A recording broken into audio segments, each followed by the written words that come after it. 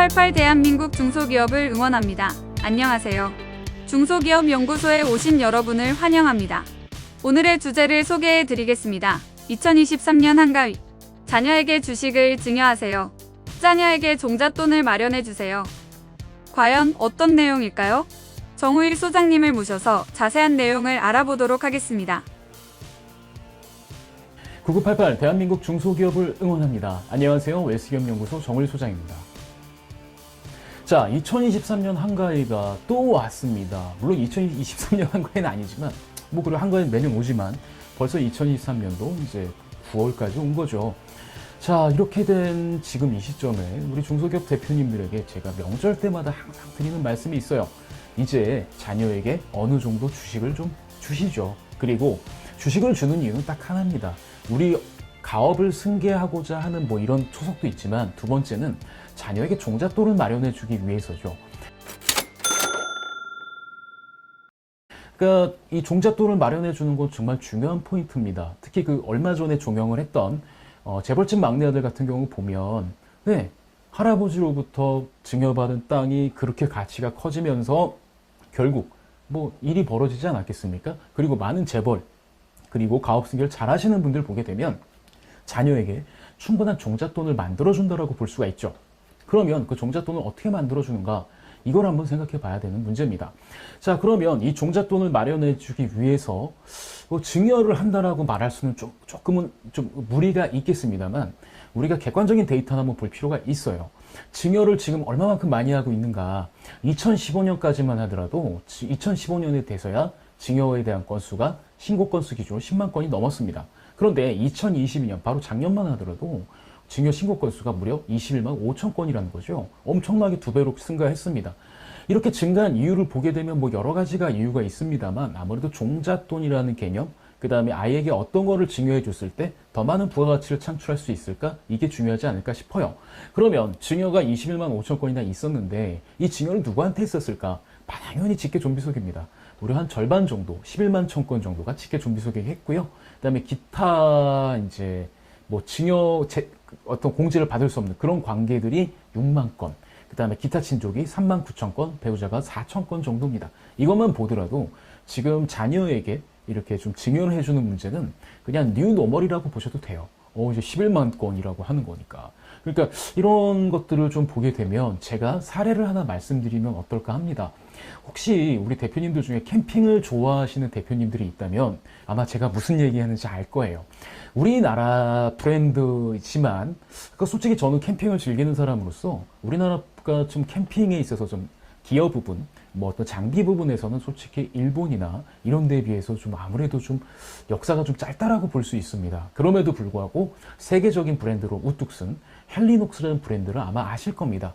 아마 네이버에서 헬리녹스를 검색해 보시면 더 잘 아실 것 같아요. 이 헬리녹스 브랜드 같은 경우는 이게 비하인드 스토리가 있습니다. 원래 DAC라고 동양알루미늄이라는 회사의 회장님이, 대표님이 원래는 이제 알루미늄을 만드시는 분이었죠. 근데 어디 들어가는 알루미늄을 만드셨냐면 텐트에 들어가는 알루미늄을 만드셨어요. 거의 YKK 지퍼처럼 캠핑에 들어가는 텐트 이 모든 폴 같은 경우를 전부 다 DAC가 거의 석권했다고 보시면 됩니다. 그리고 이런 회장님이 또 어떤 거 하셨냐면 세계적인 캠핑 브랜드 콜맨하고 어떤 텐트 아이디어도 내고 그런 것도 만드셨다고 해요. 그러다가 이분이 어느 날 이제 독자적인 캠핑 브랜드를 만들어야겠다고 싶었나 봅니다. 그래서 자녀가 헬리녹스라는 회사를 설립하게 됐고 이 자녀의 헬리녹스라는 회사에 이제 가장 솔직히 기본이 되는 게 알루미늄이잖아요. 의자든 텐트든 뭐든 간에 이런 것들을 공급하기 시작하면서 그리고 이 헬리녹스가 이런 아버지의 이런 DNA를 받았는지 아드님도 마케팅 쪽으로 탁월했는지 모르겠습니다만 엄청나게 큰 회사로 성장을 하게 된 거죠. 그리고 이제 그것도 상당한 의미가 있는 데다가 얼마 전에 기사가 떴습니다. 헬리녹스 대표, 그러니까 우리 라제건 회장님의 아들, 이 라영환 대표가, 이제 회사에서 퇴임을 하고, 그러니까 대표이사에서 내려오고, 사내이사로 가고, 그 다음에 자기가 갖고 있던 용산 한남동에 있는 145억의 단독주택을 매각을 했던 거죠. 근데 이 집은 68억 원에 사들여서 무려 77억 원의 차익을 벗었다고 합니다. 근데 이것만 보더라도 지금 이 라영환 대표가 나이가 아마 40대 중반, 초반 이럴 거예요. 근데 벌써 지금 회사를 설립한 지 한 10여 년이 경과했을 때 자녀 명의로 회사가 컸고, 이분에게 지금 벌써 얼마의 돈이 들어간 겁니까? 이분이 벌써 차익만 실현한 것만 해도 엄청난 돈을 가져갈 수가 있었죠. 바로 이런 배경에는 헬리녹스라고 하는 회사를 창업을 시켜줬고, 물론 그 창업하는 과정에서 종잣돈이 이전이 되고 뭐 주식 이전됐는지는 전 잘 모르겠습니다만 이런 기회들이 있었다는 거죠. 그래서 뭔가 자녀에게 가업 승계를 해준다라고 하게 된다면 솔직히 대표님들 입장에서는 그냥 아무 보상도 없이 이전해주는, 그냥 증여만 하게 된다고 한다면 솔직히 좀 그렇잖아요. 근데 사전에 진짜 증여를 아주 예쁘게 잘해가지고 이 증여를 통해서 아이가 자산을 취득하거나 뭔가 증식할 수 있는 가장 기초적인 종잣돈을 만들어주는 증여를 하게 되고, 이를 통해서 아이가 자신의 꿈을 펼치게 되고 결국 더 좋은 기업을 만들 수 있다면 얼마나 좋은 것 아니겠습니까? 그래서 그거를 시작하기 위해서는 당연히 종잣돈을 먼저 만들어 주시는 게 좋지 않을까 싶어요. 한편으로는 아쉬운 게 있습니다. 사실은 저는 좀 그게 좀 너무 아쉬워요. 우리 대표님들이 초과 배당 같은 거를 좀 하셨으면 참 좋았을 것 같다. 그러니까 예를 들어서 아직도 주식을 다 갖고 계신 분들이면 못 하셨을 텐데, 사실 초과 배당이 이제 세법이 바뀌면서 2년 전부터 증여가 됐지 않습니까? 그 전에는 금액에 따라서 증여일 수도 있고 배당으로도 봤었잖아요. 그 시절에 초과 배당을 어느 정도 하셨다면 지금 자녀가 충분한 시드머니를 갖고 무언가를 좀 가치 창출을 할 수 있는 걸 만들었을 텐데, 그게 안 됐다고 한다면 상당히 좀 아쉽습니다만 아직까지 기회는 있다. 그래서 지금이라도 주식을 좀 주시던가 아니면 종잣돈을 마련해 줄 수 있는 무언가를 주시면서 좀 가시는 게 어떨까? 그러면서 미래를 준비하시는 게 어떨까? 라는 말씀을 드리고 싶습니다. 자, 그러면 이제 당연히 이 주식을 증여하는 게 가장 우리 대표님들에겐 합리적인 선택이지 않을까 싶어요. 그러면 주식을 증여하고 자금 출처를 만드는데 가장 중요한 게 무엇일까? 이런 걸 좀 생각해 볼 필요가 있지 않을까 싶습니다. 그래서 자녀에게 아주 정당한 종잣돈을 만들어주는 게 정말 중요할 것 같아요. 과거와는 다르게 지금은 거의 현금으로 거래하는 것들이 거의 사라졌죠. 거의 뭐 카드나 드러나는 것들로 간다는 얘기입니다. 그리고 은행에서 현금을 인출한다고 한다면 1,000만 원 이상 인출했을 때는 바로 국세청에 통보가 되고요. 그 다음에 요즘에 현금을 인출하는 것도 여간 불편한 게 아니에요. 5만 원짜리로 인출하려고 한다면 더 불편하죠. 한 번에 인출할 수 있는 금액이 상당히 은행마다 정해져 있기 때문에 그렇습니다.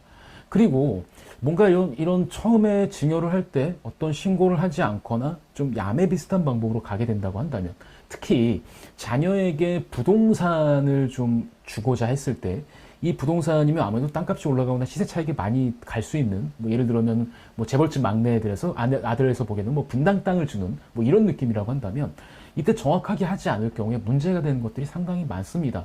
특히 연소자가 일정 금액 이상 주택을 취득할 경우 자금 출처에 대한 검증을 대폭 강화하겠다는 국세청의 이런 발표들, 그 다음에 특히 자녀가 예를 들어서 뭐 대출을 받았다라고 했을 경우에 자녀가 스스로 그 대출을 갚는지 뭐 하는지에 대한 추적 여부, 그 다음에 자녀에게 예를 들어서 급여를 주는데 허위로 좀 비상식적으로 많이 주거나, 아니면 자녀에게 차용증을 쓰고 빌려줬는데 자녀가 이를 제대로 상환하는지 뭐 이런 것들까지 검증한다고 하니, 그리고 지금은 그런 시스템이 갖춰져 있다고 하니 실제로는 정말 중요한 게 뭐 야매나 아니면 약간 이런 건 괜찮겠지라는 것보다는 좀 더 그냥 세금 낼 거 내고 최초에 어떻게 증여를 해주고 종잣돈을 만들어주냐, 이게 되게 좋은 거라고 좀 말씀을 드리고 싶어요. 그리고 한번 좀 생각해 볼 만한 게 있습니다. 증여를 할 때 증여세에도 분명히 합법적이면서 좀 낮출 수 있는 방법을 찾는 게 좋겠죠. 만약에 성인 자녀에게 최초로, 이번 생에 최초로 10억의 현금을 만약에 대표님이 줄 수 있다고 한다면, 물론 대표님이 현금 10억이 있어야겠습니다만 10억을 줄 수 있다고 한다면, 실제로 여기에 관련된 세금을 제외하고 자녀가 갖게 되는 몫은 약 7억 8천입니다. 그럼 세금으로 약 2억 8백이 나간다는 얘기겠죠. 그럼 이것만 보더라도 우리가 생각할 수 있는 여지가 있어요. 자, 어떻게 증여를 하는 게 좋을까? 그 다음에 현금으로 일시에 증여하는 게 좋을까? 아니면 최초에 현금을 낳는 무언가를 증여를 해서 뭔가를 만들어주는 게 좋을까? 이런 게 되게 중요하지 않을까 싶습니다. 가령 예를 들어서 아까 헬리녹스처럼 자녀 명의로 예를 들어서 법인을 이제 설립을 하고, 특히 그 자녀에게 뭐 출자금 정도를 증여해서 그 자녀 명의로 출자가 됐다, 그런 법인을 갖고 있다고 한다면 뭐 충분히 어떤 자녀 법인만 운영만 잘 되고 자녀가 제대로만 운영하고 뭔가 할 수 있다고 한다면 거기서 나오는 부가가치가 엄청나게 크겠죠. 그래서 단지 현금을 증여해 주는 것보다는 뭔가 자녀가 이거를 통해서 부가가치를 창출할 수 있는 것들을 증여해 주시는 걸 훨씬 더 권장드립니다. 그러하기 때문에 솔직히 장기간의 전략과 전술이 필요한 거죠. 솔직히 말씀드리면 이것만 써도 달라집니다. 예를 들어서 그 대표님 배우자분이 일을 하고 계신다. 그래서 우리 회사에서 같이 일해서 같이 급여를 받고 있다. 그래서 같이 뭔가 자금이 형성되어 있다고 한다면 부부가 각각 이제 자녀에게 증여를 할 때 예를 들면은 따로따로 증여를 해주는 거죠. 예를 들어서 자녀한테 이제 증여를 해줄 때 자녀만 증여를 받는 게 아니라 예를 들어서 자녀의 배우자한테 따로따로 크로스로 증여해 주던가 뭐 이렇게 하게 되면 수중자가 분산이 되면서 세금을 절세할 수 있는 가능성이 있습니다. 물론 부부가 직계 비속인 자녀에게 증여한다면 동일인으로 봐서 합산과세가 되는 부분이 있습니다만 이게 다른 예를 들어서 자녀의 배우자라든가 뭐 이렇게 증여를 하게 된다면 이거는 좀 증여세를 상당히 줄일 수 있는 방법이기도 해요. 그 다음에 또 하나 어떤 방법도 있냐면 예를 들어서 아까도 제가 말씀드렸지만 법인을 설립해 주거나 아니면 뭐 주식을 주거나 하는 방법으로 예를 들어서 계속 황금알을 낳을 수 있도록 뭐 배당이나 이런 것들로 충분한 것들을 만들어서 더 많은 부가가치를 낼 수 있는 이런 것들을 하나 하신다고 한다면 10억의 현금을 증여하는 것보다는 여러 전략을 섞어서 가시게 되는 게 훨씬 더 메리트가 있다라는 거죠. 그래서 일단은 자녀가 결혼을 했다라고 한다면 자녀의 배우자도 증여 대상으로 삼는 거. 물론 공제는 5천만 원이 되지 못하고 기타 친족 관계이기 때문에 1,000만 원 정도 공제되는 거는 좀 아쉬운 일이긴 합니다만 그래도 그게 부부 합산 증여로 보지 않으니까 아들한테 주게 되면 남편이 주고 배우자가 주는 게 합산이 되는 개념이지만 이게 직계존비속 관계가 아니라면 합산되는 관계가 아니거든요. 그럼 각각에 들 수 있다라는 거죠. 그렇게 수중자를 분산을 하거나 이렇게 좀 하는 방법으로 증여세를 충분히 낮출 수 있는 테크닉들이 있으니까 언제든지 저희 쪽에 연락을 주시면 저희가 자녀에게 종잣돈을 만들 수 있는 계획과 그리고 합법적이면서 가장 안전한 증여 방법으로 증여세를 어느 정도 내면서 더 큰 부가가치를 창출할 수 있는 것들을 컨설팅해 드리도록 하겠습니다. 자, 이번 주 저희가 준비한 이야기는 여기까지고요. 좋아요, 구독, 알림은 저희가 컨텐츠를 만드는데 많은 도움이 됩니다.